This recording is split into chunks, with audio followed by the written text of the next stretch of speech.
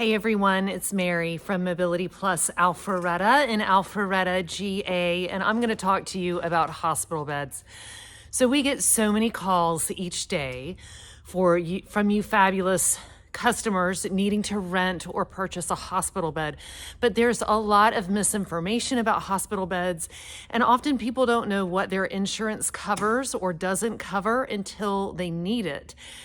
Who wants to have to deal with absorbing all of this information about durable medical equipment versus home medical equipment that's private pay when you're vulnerable and recovering from an injury or acute medical event yourself, or supporting a loved one who is? So I want to help clarify some information about hospital beds. So I'm going to create a 3-part series of videos so that you can become more informed about what insurance covers and does not cover in the world of hospital beds and what that means for you. So the first thing I want to start off with is insurance will provide what's called a semi-electric bed. Okay, a semi-electric bed has an electric head and foot. So you push a button, the head comes up, the foot comes up, right? But the deck of the bed, which is the part the mattress rests on and moves it up and down, that's going to be manual. You have to use a crank like this. I have a semi-electric on our floor here at Mobility Plus Alpharetta so that our customers can see what insurance will provide so you can make an informed decision.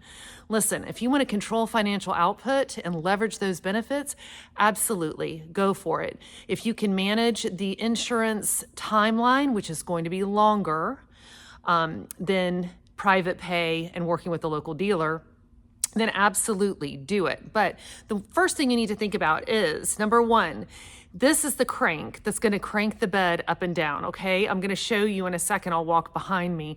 This goes into the end of the bed, and this is the crank. It's very narrow. So think about whether the person doing the cranking has the ability and the dexterity to grasp this very narrow tube. You can see how narrow this tube is, right? To grasp it and crank the bed up and down, okay? So watch me. I'm gonna walk behind me, insert this into the bed and crank the bed up and down. Hopefully you can see it okay.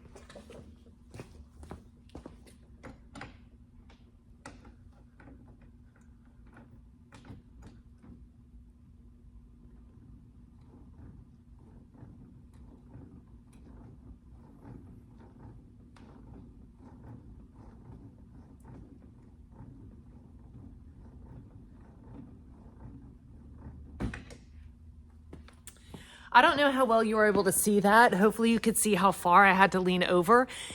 It's hard. You have to lean over and insert this in just the right spot and then crank it, crank it, crank it. My bed, you crank to the left to increase the height.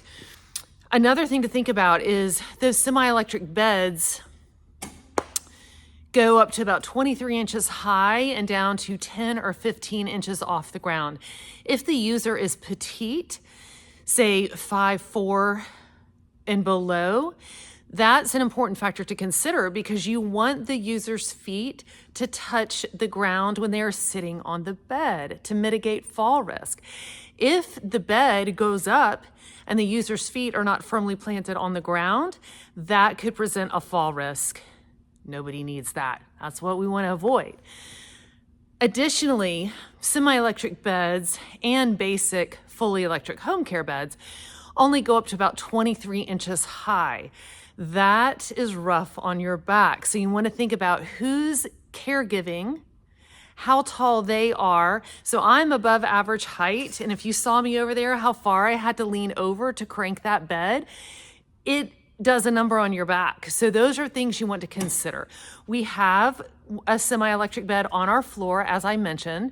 So if you want to see and make a comparison between what insurance covers and what is provided in the private pay space, come see us at Mobility Plus Alpharetta and we'll help explain your options. Thanks.